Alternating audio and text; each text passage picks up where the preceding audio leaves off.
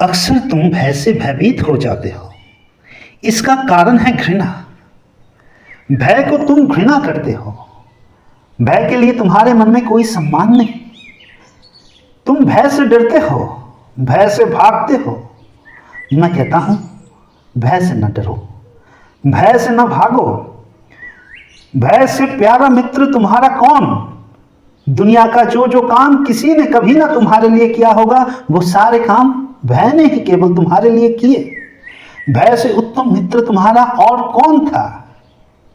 भय तुम्हें भयभीत करने के लिए नहीं आया था। भय तो तुम्हें चेताने के लिए आया था कि जागो, उठो, देखो तो जरा, घर में आग लगी, समुंदर तरंगे ले आया।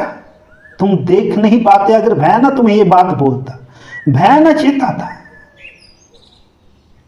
इसलिए भय से भयभीत मत रहो, जाग जाओ।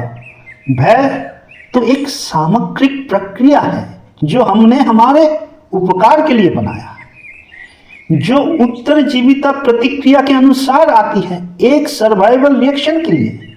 भय तो बस वही है।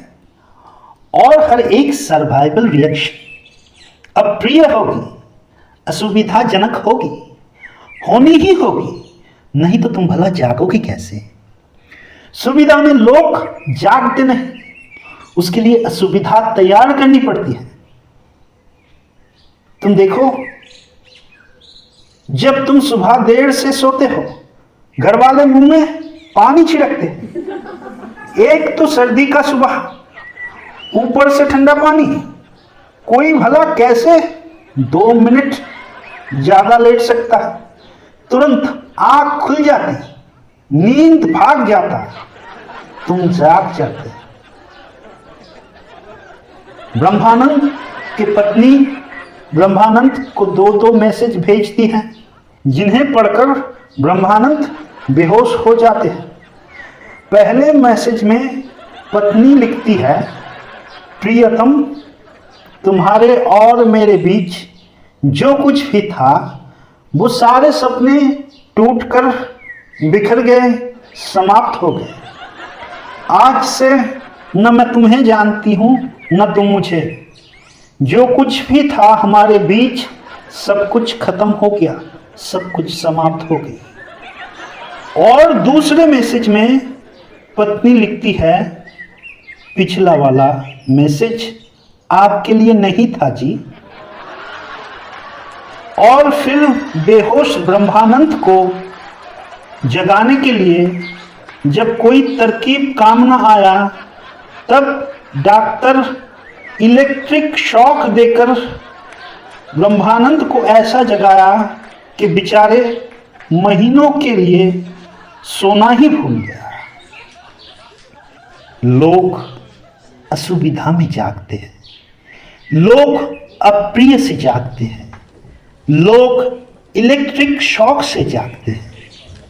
इसलिए भय को अप्रिय होना पड़ा तुम्हें जगाने के लिए, नहीं तो तुम ना जागते, तुम तो सोते रहते।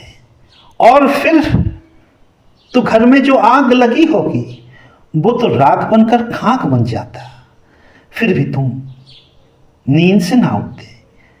फिर तो अथाह समुद्र में तरंगे तुम्हें ग्रास करने के लिए आगे बढ़ता और तुम न जागते, तुम न हाथ पैर चलाते, तुम ना तैरने की कोशिश करते, तुम ना स्रोतों को चीरता हुआ अपना विजय पताका फैलाते। भय तुम्हारा शत्रु नहीं, बल्कि आज जो जीवन तुम जी रहे हो वो भय का ही दिया हुआ एक उपहार है। इसलिए जिनको समात्रित करना चाहिए था उनको तुमने आसन ना दिए, जिनसे तुम्हारी मित्रता स्थापित हो सकती थी उन्हें सेज की थाली तक ना आगे बढ़ाए। इसलिए जो जीवन का स्रोत बन सकता था वो तुम्हारे आंगन का सबसे बड़ा चट्टान बनकर आज खड़ा है। आज तुम्हारे इस गलती के लिए तुम भय को अलग ही एक सिंहासन में बैठा दिए, जहां पर तुम भय का गुलाम बन चुके। तुम भय से डरते हो। अगर भय तुम्हारा मित्र होता तो ये अड़चन ना आती तो भय तो तुम्हारा सहायक हो जाता, परंतु आज जो मित्र बन सकता था वही तुम्हारे हर एक कार्य में बाधा बनकर उपस्थित होता है। इसी भय को जीतना होगा, भय से मित्रता स्थापित करनी होगी, भय को जान लेना होगा। फिर भय तुम्हारा सहायक होगा, नहीं तुम्हारे लिए बाधा उत्पन्न करेगा। जहां पर तुम्हें जगाने का जरूरत होगा भय तुम्हें जगाएगा। भय तुम्हें भयभीत करने के लिए नहीं आएगा,